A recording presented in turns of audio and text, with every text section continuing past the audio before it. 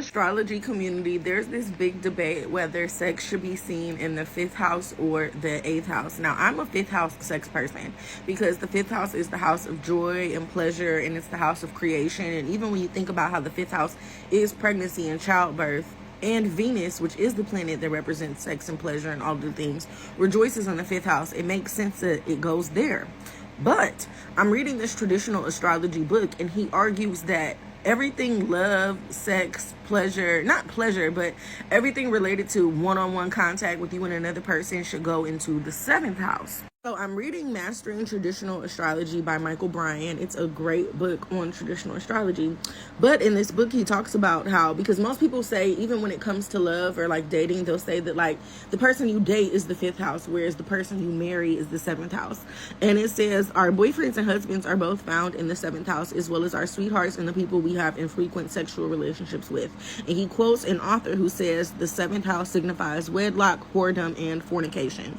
As we can see, the 7th house covers the entire spectrum of intimate connection. Any carnal adventure we can have with another person falls under the dominion of the 7th house in Western astrology.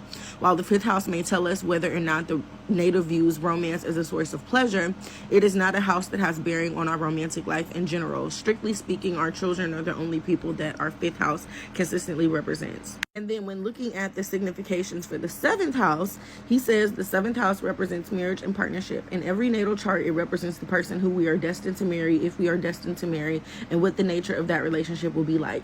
It is an indication for how we interact with love and intimate partnerships in general. Who we date, who we are sexually intimate with, and all other romantic pursuits are represented by the 7th house.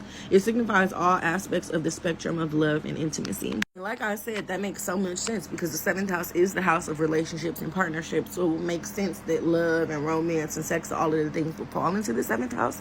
But again, I cannot deny the fact that the 5th house definitely, like I've seen in charts, I've seen it myself, seeing the 5th house have significations when it comes to sex, love, dating, and romance. So that's so interesting to me. And now I'm kind of like mind fucked, and I got to think about like what I'm finna do with myself because this is crazy.